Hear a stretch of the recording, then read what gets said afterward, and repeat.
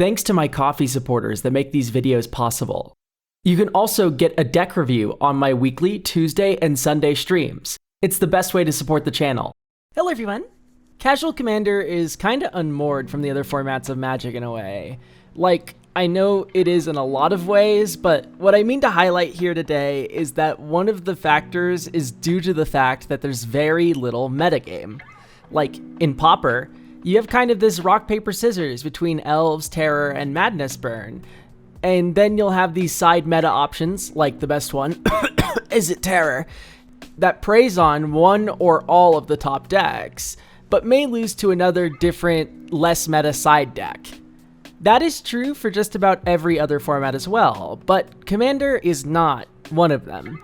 I mean, you have CEDH, which has a meta, but nothing like that really for casual. I mean, the closest we get to something of a meta in Commander is archetypal deck lists. Like, if you looked at a player's commander and saw Brago, you're able to quickly deduce that they're probably a slower deck with a flicker theme, and you're probably able to gauge how well your deck will be playing into that slower, value-focused playstyle.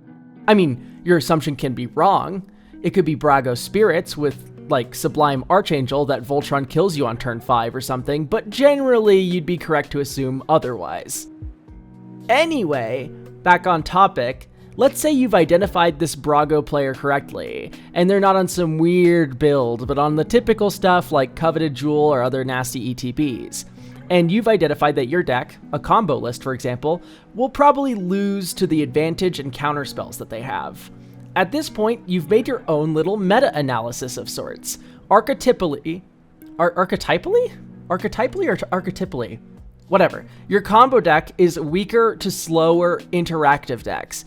And after you have this data point proven by getting your ass mulched by the greediest pile of card draw ETBs and flicker spells that Brago tends to be, you're now able to react to that data point. This of course goes for any list, by the way, not just combo. Stompy can lose to board wipe heavy decks, or recursion based decks with constant miss in the form of lands or Glacial Chasm, or a more traditional recursion deck with Spore Frog loops. Group Slug can get got by life gain decks, and mid-range decks can lose pretty hard to faster decks, whether in the form of aggro or Voltron.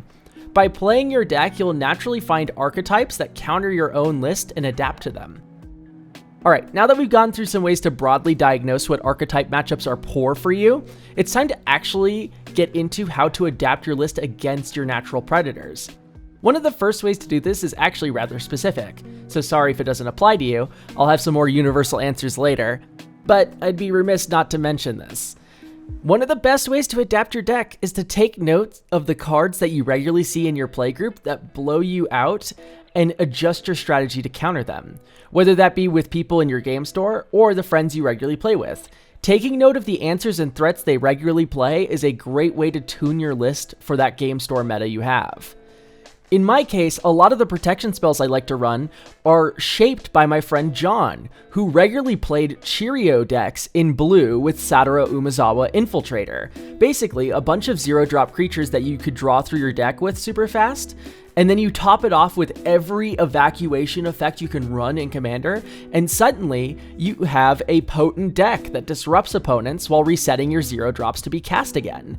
What this means for my protection suite is that there's a lot less indestructible granting effects and far more slow flickers that exile and then return at end step instead of right away, as well as any cards that phase permanence out. It was also part of the reason for finally building my Kellen deck, because Gaddock Teeg directly counters all those large mana value bounce spells.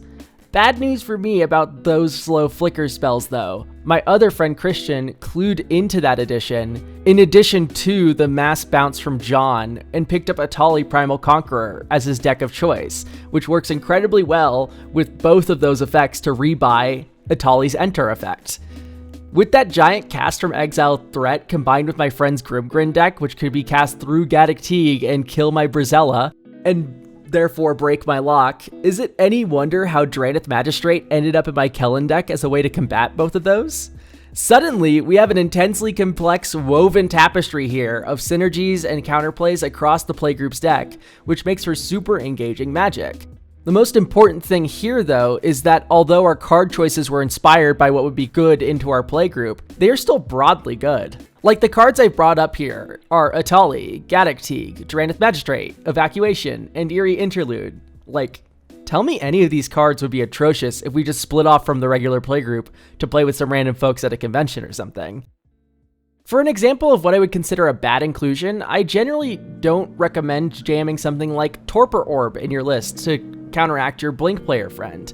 Like, in an artifact deck with the context of like a Goblin Engineer or something, sure, yeah, you got me there. It's a good silver bullet you can grab with the tutor, and then sack to the Goblin Engineer or Welder or Slow Bad when it doesn't work for you anymore.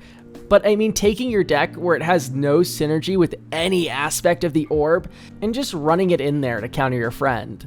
The issue here is that the orb has the capacity to be a really dead card if you ever run the list outside of your friend group, whereas a life gain deck could maybe get away with running a Hushbringer, for instance, due to the lifelink triggering all of your life gain cards, which for the most part aren't on Enter's effects.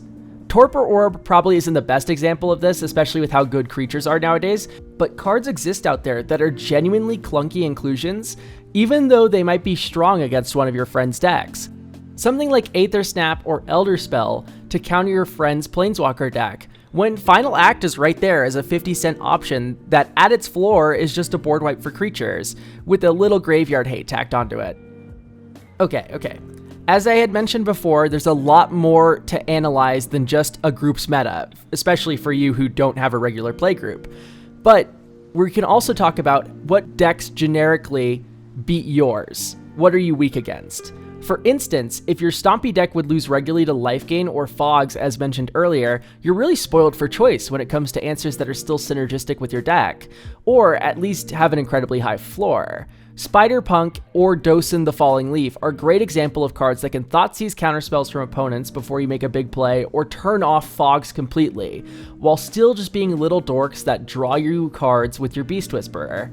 Here too, their application is broad. Counterspells are an entire archetype of card that you'll see at just about any table with blue in it, and Dosen even more so, since it messes with instant speed cards, which are of course even more prevalent than straight up counter magic.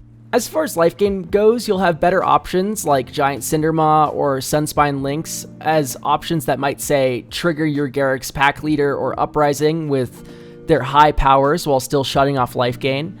Oftentimes, I'll build my advantage engines like this around my hate cards meant for bad matchups too, instead of the other way around, which can help raise their floor. Running Eternal Witness, for example, helps turn that Eerie Interlude from earlier into a repeatable way to rebuy your whole board's ETBs, in addition to letting it be a protection spell against exiled-based or bounce-based board wipes. Or, with Hushbringer, Hushwing Gryff, and Doorkeeper Thrall, they're all cheap flyers that help me power out my Safara in my mono-white Voltron flying deck. And also, the card advantage in the current list, besides a few outliers that would be ridiculous not to run despite the anti-synergy, like Welcoming Vampire, is based around non-enters card draw. Teo, the Monarch, Staff of the Storyteller, Bygone Bishop, Woyak Investigator, Firemane Commando, Exemplar of Light, or Star Charter with Safara's lifelink.